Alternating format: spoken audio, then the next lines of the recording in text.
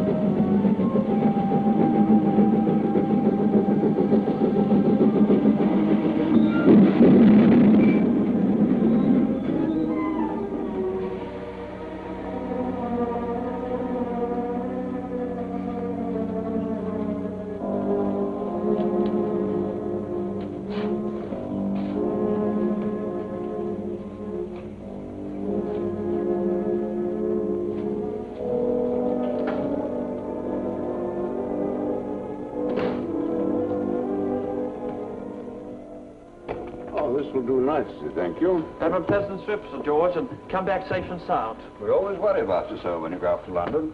Oh, I'll stay away from the nightlife. Oh, that's not what I meant, sir. I mean that... No, I know quite well what you mean, but everybody takes care of me. Don't worry, Martin. I have more pairs of legs than a centipede, so I prefer two of my own. Hold on, sir.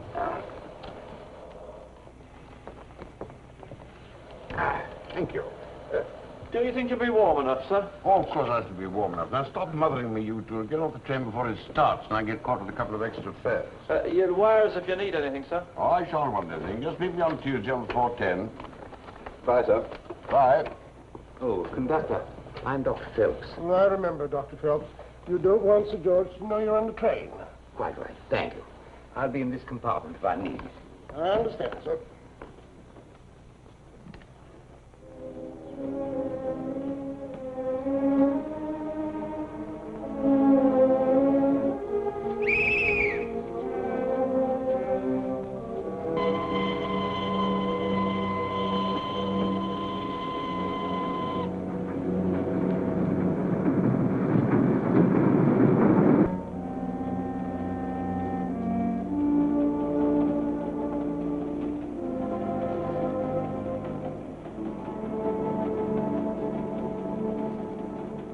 I hope you don't mind my sharing this compartment with you. Not at all, sir. As a matter of fact, we're lucky to have a compartment for just two of us, the way the trains are crowded these days. You mind? I beg your pardon? Oh, no, not at all. I used to smoke a pipe myself until the doctor tabooed it. I like the smell of a good pipe. Please light up. Thank you, sir. What was it that Oscar Wilde said about pipe smoking? I hesitate to correct you, sir, but the reference was to cigarette, not to pipe smoking. He said, a cigarette is the most exquisite of all pleasures. It never leaves one quite satisfied. He probably meant pipe smoking as well. There's no doubt he was. Your life has left me very few pleasures, save my books and my friends. I'm just about crippled with arthritis. It's brought me about in a complete circle. I'm back to being carted around like an infant. I'm sorry. I hadn't realized. Is there anything I can do to help? Oh, nothing at all, thank you. People vie with one another to help me. I shall be met in London by people from the hotel. They'll get me off the train into a car. I must say, you take it wonderfully well. Of course, now I know who you are. I thought your face was familiar the moment I saw you. Taking me all this time to place you. Well, I suppose I have been subjected to a certain amount of publicity. You're Sir George Egerton, of course. I've seen your picture in the newspapers many times. As a matter of fact, only this week, I think it was, I saw a picture of you over some article about having endowed a free children's clinic. Well, the papers do make rather a fuss nowadays. I suppose since the war, there's a struggle for stories. You read them all, do you not? The stories about yourself? Oh, certainly I do. I suppose it's good form to pretend that one doesn't. I've read everything they've ever printed about you. Every single thing. Sir George Egerton, for a traveling companion. Well, this is my lucky day. I never would have thought when I got on this train I would be sharing a compartment with you, Sir George. Could be the turning point of my whole life. Ticket, please.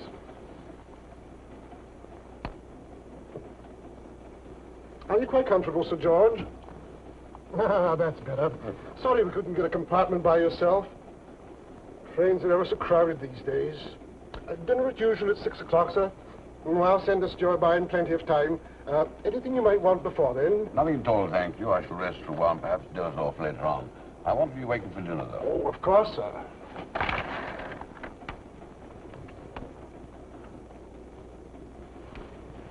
Must be nice to be well known and respected, have people kowtow to you, even if it is only for a tip.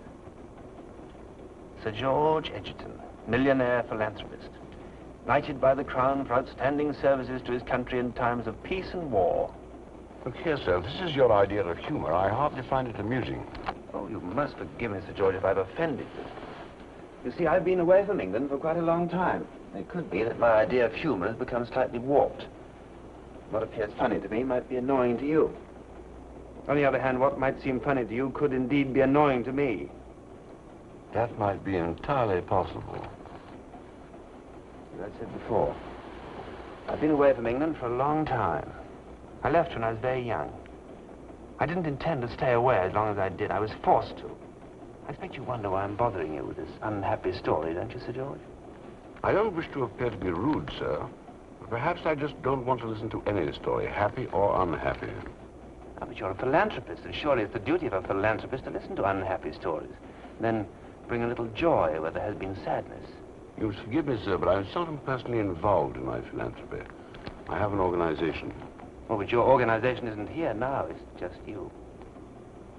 I speak to you like this because, as I said before, I've read everything that's been written about you. Oh, you must have given away a fortune in your time. You've prospered in this world and shared your wealth. It's all very admirable. Do I embarrass you, Sir George? I can say quite definitely that you do. Unfortunately, you have me at a great disadvantage. I can't move without assistance. Otherwise, I would change to another compartment. You want to know something? I'm not the least bit interested whether you're ill at ease or not.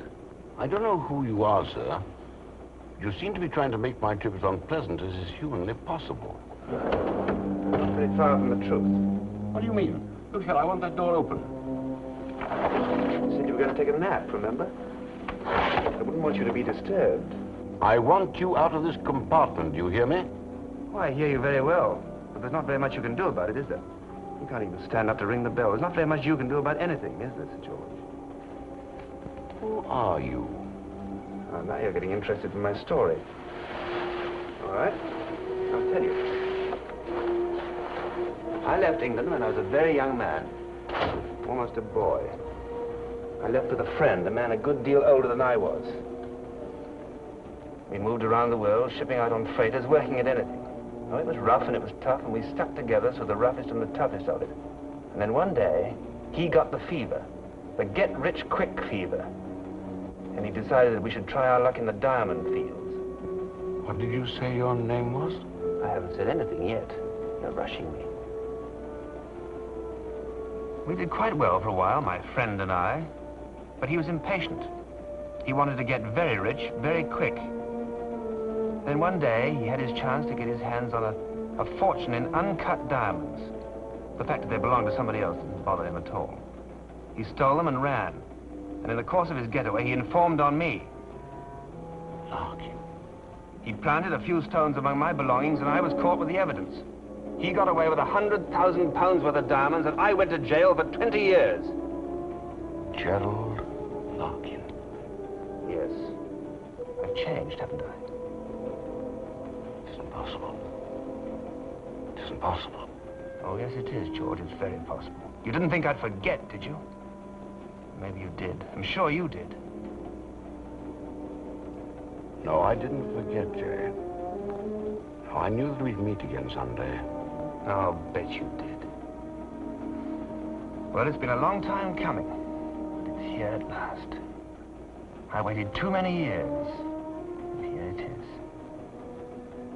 I suppose the thought of this moment was the only thing that kept me alive.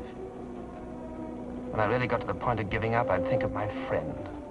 My good friend George, Sir George Edgerton. And the will to live would well up in me stronger and fiercer than ever.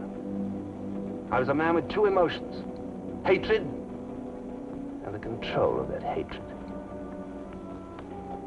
Now there's no need to control it any longer. I can toy with the idea of hatred now, almost delightfully. What are you going to do? I'm going to kill you.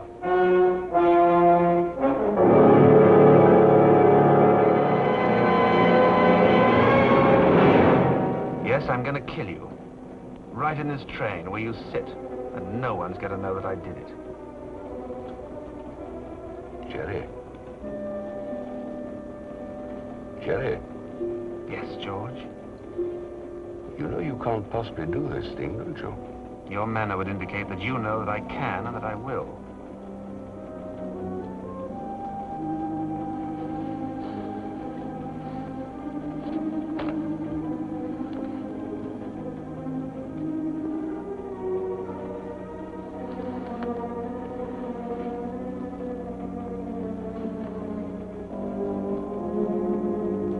Let me help you.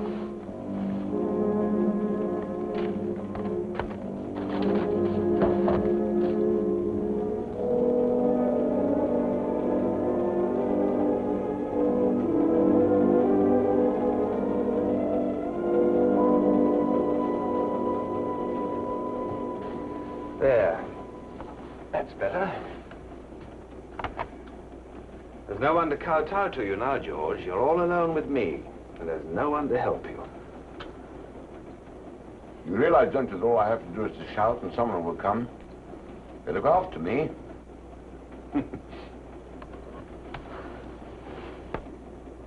I thought you were going to shout. But then, of course, the door's shut, and with the racket of the train, no one could possibly hear you. You do realize that. They'll come back to looking on me. Oh, you're taking a nap, remember? That was a piece of luck I hadn't even counted on. They'll be here to take my dinner order. At 6 o'clock, they'll come to take your dinner order. But you won't need any dinner, because long before that, you'll be dead, and I'll be gone. Why do you wait? Why don't you kill me now? Timing. Very important, as you well know. A few minutes from now, this train comes to a tunnel. It takes exactly 22 seconds to go through that tunnel. That's when I shall kill you. In the dark. In the roaring noise of that tunnel, I shall drive a knife through your heart. You can't possibly get away with it. Oh, I can. And you know how? When the train comes out of the other side of the tunnel, it goes up a grade, slows down, and then it stops altogether. That's when I shall go forward as though I was going to the dining car, and I shall drop off the train. Then, some miles later, at 6 o'clock to be exact, when they find you, I might be almost anywhere. It's well thought out, don't you think? Jerry, listen to me. Oh, I'm listening. That's all part of the game. What have you possibly got to gain by killing me? You're a poor man. You told me that yourself. I'm rich. Very rich. You understand that? I can do things for you, Jerry. I can make you wealthy, too. Make up for all the suffering you've been through. Give me a chance to do that. You're making sense, George. I must admit that. I'll give you anything you want, Jerry. In exchange for your life, you'll give me anything I want. Is that right? Anything. Well, we'll see how much you're prepared to give. Might be enough for me to pass up the sheer joy of obliterating you. For years, I thought of nothing else but killing you. I suppose my real hatred was focused in the way you were living as opposed to the way I was living. While you were talking business over dinner and a good cigar, I was picking oakum. Nasty stuff, that hemp. It cuts your fingers. And while you were building the diamonds, our diamonds, I might almost say, into a big fat fortune, I was counting the years and the months and the days until I'd be free. Maybe if I lived in luxury, real luxury like yours, for the rest of my life, it might make up for those 20 years in jail. What do you want? I'll give it to you. First, I want a signed confession. I have one already made out for you. Confession that you alone were responsible for the diamond theft, that you falsely implicated me and left me to take the blame, and that I, in fact, served your sentence for a crime for which you alone were responsible. I'll sign it. Then you will sign a sight draft on your bank, in my favor, for £200,000. Oh, the signed confession will keep you from stopping payment on the draft or organizing any reprisal against me. And the £200,000 should keep me very well for the rest of my life. What assurance have I got that you won't make further claims on me? Oh, you have no assurance whatsoever. If I refuse to sign those papers, you intend to kill me, is that it? We're getting nearer the tunnel, George. You'll sign them, or you'll be dead. I'll sign with pleasure. Give them to me. Fantastic. It's absolutely fantastic what money can buy. Even breath. It's a wonderful feeling to be a wealthy man. When I came on this train, I had a few pounds in my pocket and a 6-inch knife. I can hardly believe it has all been so easy.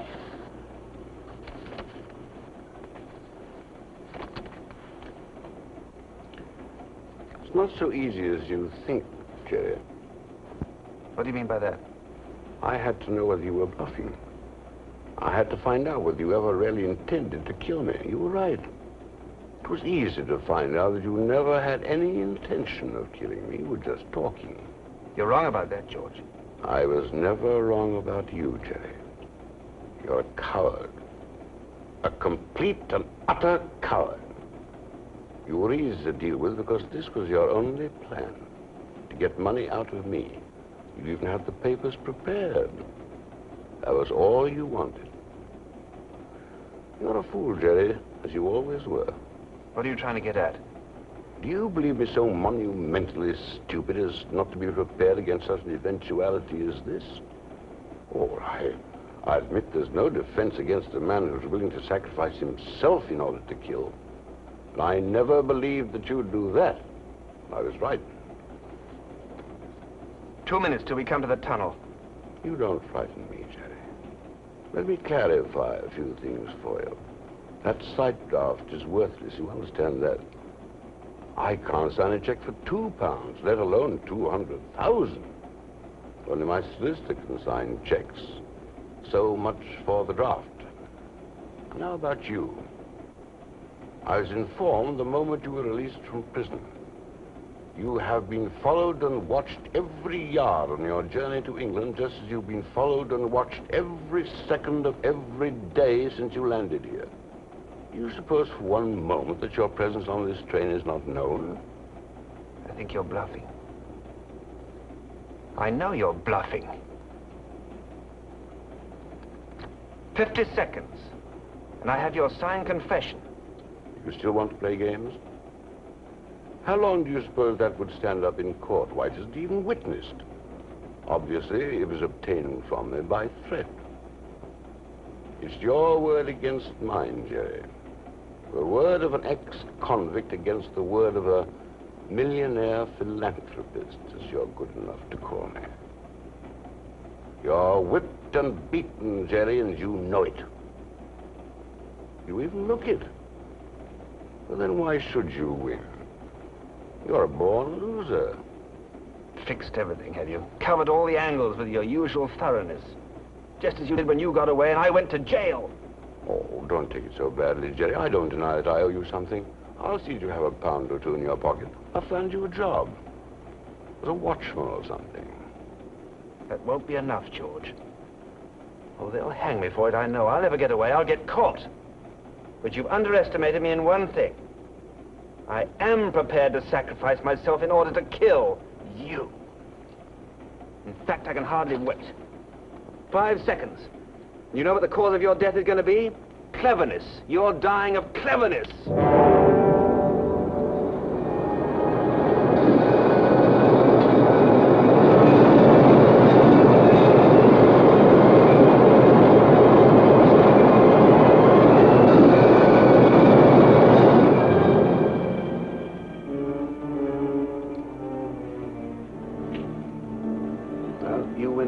George, you're right.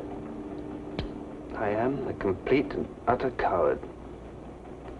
At least I am when it comes to killing a man in cold blood. Oh, it's all over now. I'll leave you.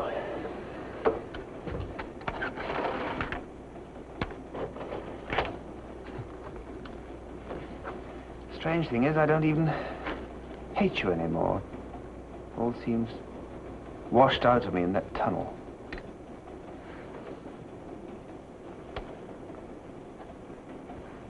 George, what's the matter? Come on, pull yourself together. It's all over now.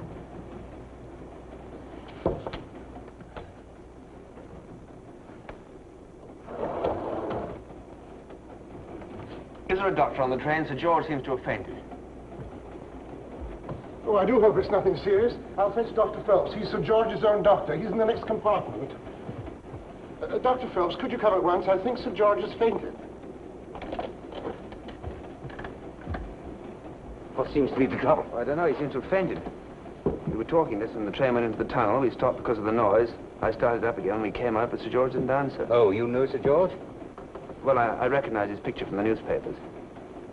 I see. Close the door and just give me a hand, will you?